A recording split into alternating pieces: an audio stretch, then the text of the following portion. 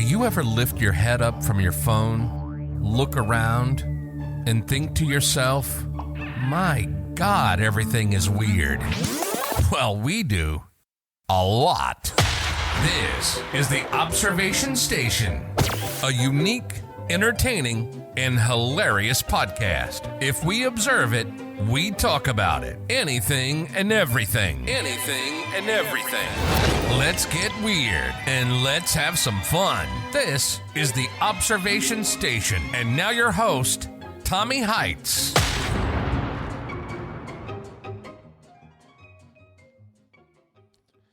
Welcome back to the Observation Station. This is your host, Tommy Heights, here back with another kind of like a judgmental episode. You know, it is what it is. This one's going to be about what your airline's choices says about yourself. So, there's a lot of things going around right now of understanding that you really get what you pay for with the airlines. If you're flying Spirit, I don't want to talk to you. Plain and simple. Spirit Airlines is the bane of anybody's existence. There's no way that people haven't understood. When you see the fights on TV, there's one airline, Spirit. Okay, this isn't happening on Emirates Airlines, okay? We got one thing going here, $50 round-trip tickets. And it ends up being more when you look at factoring all the costs when you fly a cheap budget airline. The whole point of a budget airline really is to sucker in the people that don't understand all the hidden fees that come along with flying these cheap fares from the get-go. It's not like, oh, wait a minute, I have a checked bag, carry-on, personal item, XYZ. And forget about having it where you want to bring your carry-on with these small little cabins that they have above, unless you're first class, which in Spirit, really the only first class is probably being the pilot. and who knows, even that pilot probably has it where they have the guy up there that's like, look, man, you're on your last leg. You got fired from 2 jobs as you started off United, then you went to JetBlue, now you're here. All right, keep it easy. No crazy stuff. All right, man. Just keep it 100. Look, when you fly anywhere, it depends on the airport, also what you're dealing with, especially if you have a TSA in certain airports. Some are nicer than others. When you're in Boise, Idaho, they're very nice TSA people. When you're in Atlantic City, New Jersey, or Atlanta, not so nice. So specifically, the experiences of people when they travel is completely different. What airline I like to fly? Delta.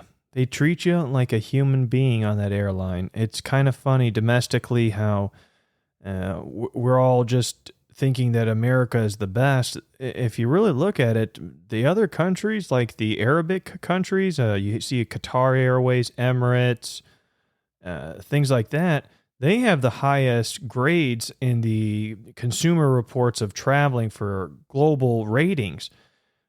Our American domestic airlines, like even Delta, is not really even close to the top when it comes to the foreign airlines, how the service is so much more robust than what we have domestically. You think, oh my God, America's the best. There's people that come to the United States, fly our airlines, and think, wow, this is a very low-end experience. So everybody has their own perspective. United, I feel like I get treated like a cow, just kind of like cattle, like sit down here, we're going to do the safety video, here's your meal, slapped on whatever it is here, peel it back, and we're going to pick up the garbage. So it's a little bit more of a cattle car thing for United. Okay, that's fine. Another budget airline that I had flown was Frontier. Frontier is another garbage airline, or Allegiant Airlines, another one. One time I was flying out of Fort Wayne, Indiana. So I was checking in. The lady was checking me in for the bags. And it was the same lady that checked me in for the boarding. I'm like, okay, this is interesting. I've never had that. I know it's a small airport. Then I get on the plane, just open up. I have the window seat, and I'm thinking, all right, let's get this show on the road, backing up the plane to get off for takeoff. Just relaxing, putting on my headphones, da, da, da, da, da. And then you're all of a sudden then just kind of looking out, and the same lady that's doing the checking in of my bags to boarding the plane, all of a sudden's appearing on the tarmac with the orange glow sticks where she's doing the directions for the plane to back up. I'm thinking, oh my God, what kind of cost-cutting measures does this airline have? It's nothing short of being the pilot. I mean, look at this. So the experience was terrible. First off, that whole flight was delayed an entire day. So the day before, we were sitting there. It's probably supposed to take off at like 2 p.m. I'm there always like 3 hours early, no matter how big the airport is. So I'm sitting there and thinking, okay, whatever. The weather wasn't bad at all, but the flight, I couldn't even remember the reason, but it just kept getting delayed and delayed. And there wasn't even any bad weather outside. It kept getting delayed after hour after hour after hour. And we're thinking, oh my God, come on. It's not like a major airport that's got another, million flights going to metropolitan areas, even though this was going to like a Punta Gorda, Florida. So nothing crazy, but, they kept delaying the flight, thinking, what the hell's going on? Then they say after like being delayed for 7 hours, they're sitting there, oh my God, that we're going to have to wait till the next day. And they get on there. People are yelling obscenities to the, the stand over there. What's going on? What the hell is this? All this crap. And some lady starts breaking down. She goes, oh my God, I'm going to miss my father's funeral. So things were not going well. And another group of people were starting to cry too, because they had a cruise in Florida already booked, and the cruise doesn't wait for anybody. This isn't, you know what I'm saying? They got a schedule when they're on the sea. So you're thinking to yourself, oh my God, these people are going to miss their cruise. So thank God for living here in South Florida, because if I miss my cruise, it's probably because I'm 6 feet under, since I'm already here. So this is how it goes. If you want to take a choice of saying, oh, well, let's cut corners with the airlines, saying, oh, let's do complete economy this, economy that, economy this. Well, you're really missing out on a lot of different things. Like even seat selection, as stupid as it sounds, when you can upgrade, you're like in main cabin, not premium economy, like a grade or two under that, and you get to pick the seat. You feel like a captain. You're like, oh my God, yeah, I like that seat for this flight, that one for this leg. It's nice. Firstly, it's like you actually feel like you're making a choice, not being forced into the most terrible last choice seat that whatever. When you check in, the airline's giving to you, because everybody else in the entire flight that got to pick the seats, always leaves probably the worst seats. And look, this is how it goes. When you're on these airlines, a lot of times it's kind of a thing where depends how long the flight is. It's where maybe you want to cut costs and measures. I can't justify Spirit Airlines even for an hour flight. So if you want to fly like a United, I've tried doing it where it's like, oh, United's much cheaper than Delta. Then you see how you get treated on the flights. Like, no, you don't want to deal with this kind of stuff anymore. Delta's airline, the attendants on the planes are so much better than a lot of the other airlines domestically. It's genuinely understandable how the upper echelon of flyers prefer Delta, especially if you have like the Delta Lounge for the Sky Club access. So nice, especially like even at 4 a.m, in Fort Lauderdale, for like 415, they already have it where our breakfast spreads out there where there's like quinoa, yogurt parfaits, orange juice, eggs, sausage, bacon, everything. The extremely nice cooked, not the garbage stuff you get at a Holiday Inn. Actually, you have the sausage links are actually huge. It's really nice. So the thing is everybody does have a different flying experience, especially depending on your income level. Understanding that not everybody can afford to have the choice of flying whatever they'd like. It's kind of, whatever they can afford. When you have a lounge access to whatever the airport is, because some airports are so small they don't even have lounges.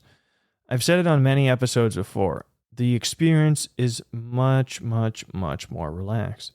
Especially when you're in a place where it's a large airport and there's so much noise going on the intercoms, the golf carts whizzing past you, the baby's crying. It's terrible.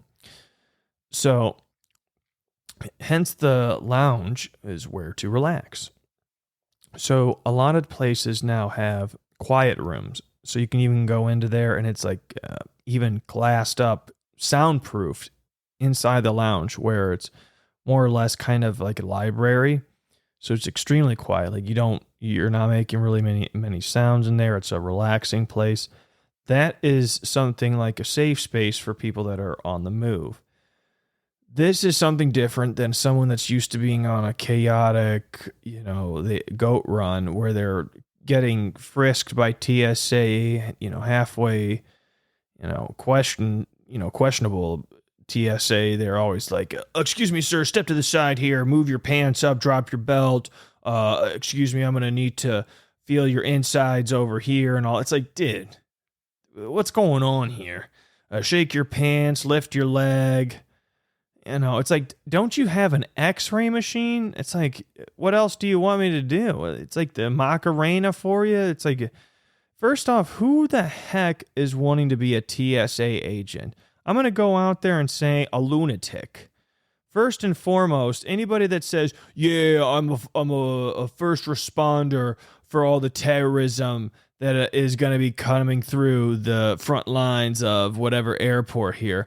And I want to tell you, how many people have you found on the news or online of a legitimate source to say TSA agent Ricky Johnson saved whatever so-and-so airport and neutralized a terroristic threat?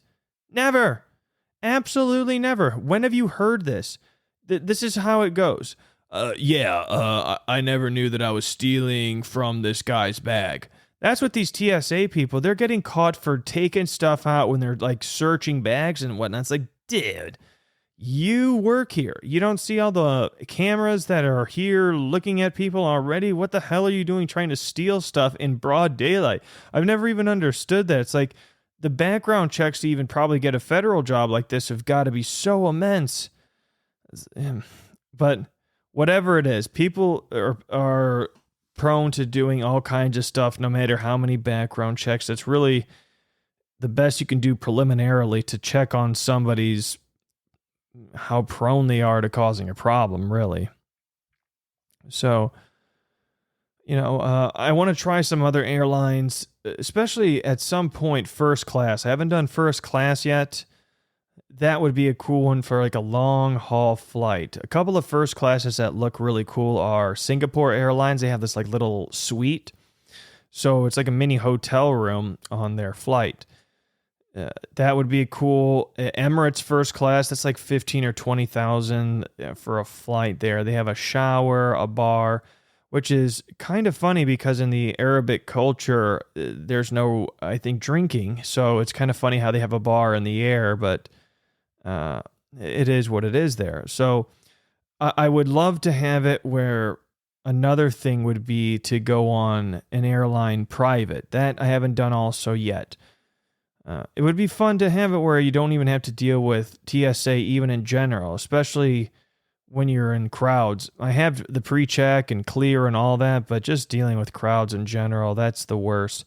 Still the thing that a credit card if they had like a little perk of priority bag check-in, that would be the best, because that's one hiccup that I see is like the checking in of bags is the one thing that I see that if you want to try to shimmy your way into there, that is a way that I can't find yet to say, hey, I'd love to have, priority checked baggage.